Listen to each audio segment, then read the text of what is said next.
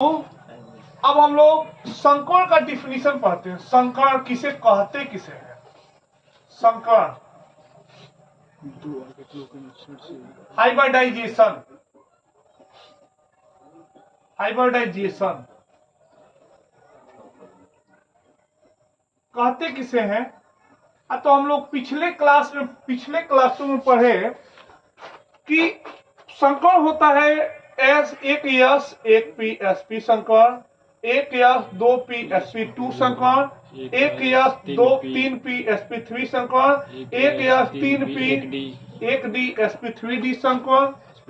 अब ध्यान दीजिएगा, यानी संकर्ण कहते किसे है? तो इसमें कम से कम दो ऑर्बिटल है, दो या दो से अधिक, तो संकर्ण बोला जाता है। लिखिए, संकर्ण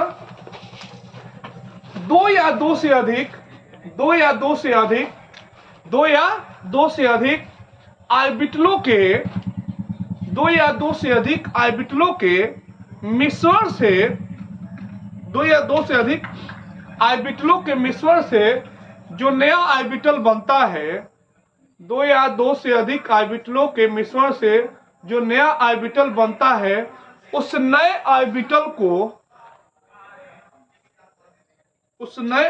को संकृत ऑर्बिटल कहते हैं। उस नए ऑर्बिटल को संकृत ऑर्बिटल कहते हैं, संकृत ऑर्बिटल कहते हैं।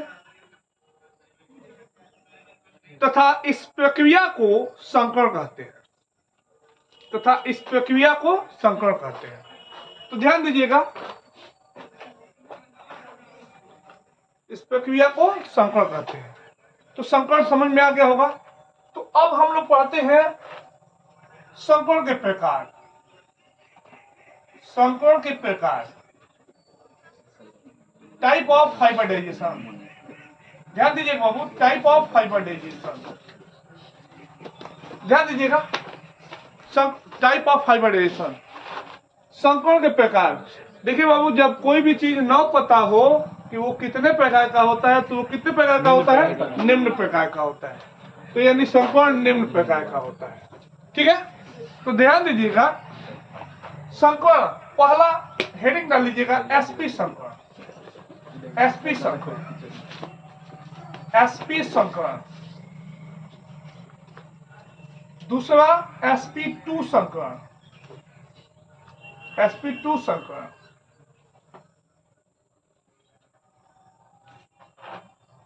तीसरा sp3 संकरण।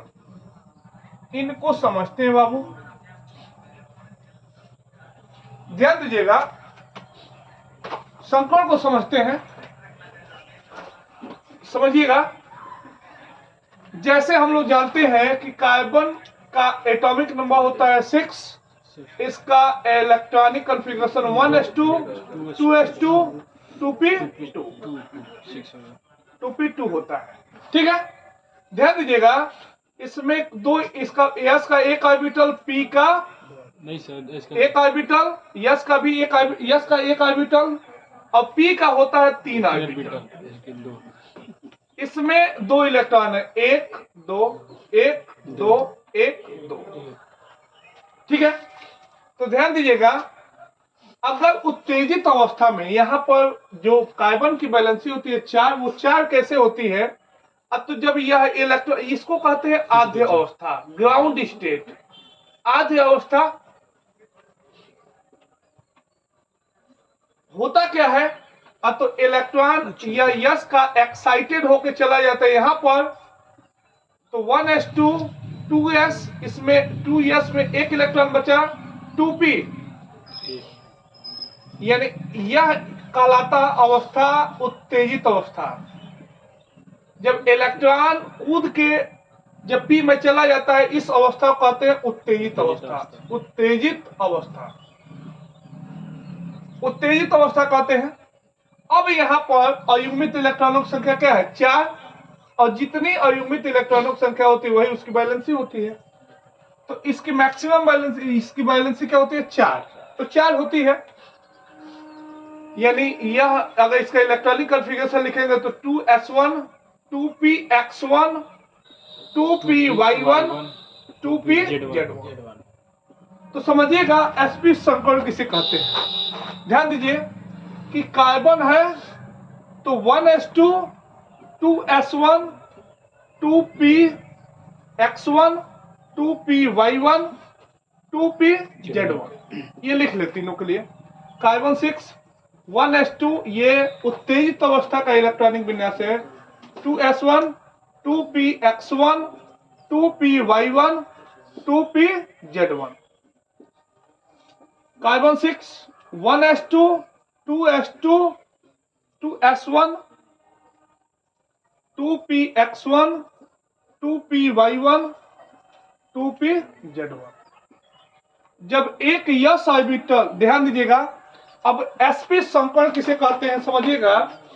ध्यान दीजिए यहां पर कि जब एक यस ऑर्बिटल और एक p ऑर्बिटल, जब एक यस ऑर्बिटल और एक p ऑर्बिटल का मिश्रण होता है तो उस ऑर्बिटल को कहते हैं sp संकरित ऑर्बिटल तथा उस प्रक्रिया को कहते हैं sp संकरण। sp संकरण जब एक यस ऑर्बिटल और द्वि p ऑर्बिटल का मिश्रण होता है, उनसे जो नया ऑर्बिटल बनता है उस नए ऑर्बिटल को कहते हैं sp2 संकरित ऑर्बिटल तथा उस फिनोमिना को कहते हैं sp2 संकरण। ध्यान दीजिए, जब एक यस ऑर्बिटल और तीन p ऑर्बिटल, ये एक यस ऑर्बिटल और तीन p ऑर्बिटल का मिश्रण होता है, उससे जो नया ऑर्बिटल बनता है उस नए ऑर्बिटल कहते हैं sp2 sp3 संकरित ऑर्बिटल तथा इस फिनोमिना कहते हैं sp3 संकरण। ठीक है ना, तो इसको आप लोग नोट कीजिए।